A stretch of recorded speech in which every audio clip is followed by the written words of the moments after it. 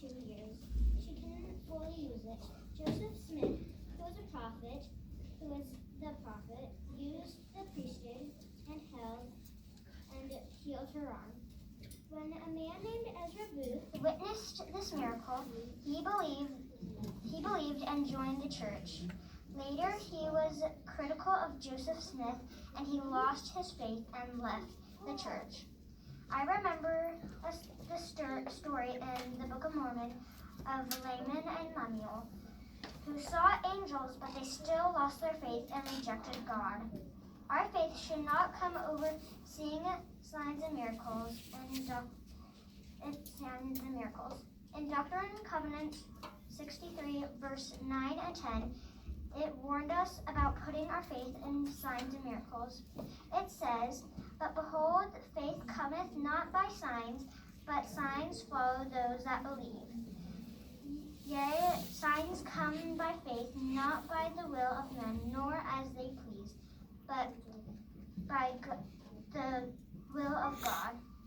My Grandma Johnson was a great example of having faith first, and then receiving miracles. She had challenges in life. She had a challenging life. She always went to church and prayed, even though members of her family did not. She also always stayed positive and hopeful, even though she suffered with many health problems. She had cancer over 20 years. She would get very, very sick, a lot, but would always keep up hope and faith and stay positive. She often received priesthood blessings, and that would help her get through surgeries and treatments. Many times it was a miracle that she continued to live. But it wasn't these miracles that kept her faith strong. Because the cancer always came back, she could have been angry and then been angry that the cancer never went away. And she could have lost her faith. But her faith was not based on the miracles, and it was not dependent on if her cancer was gone or not. Her faith was strong because she prayed a lot.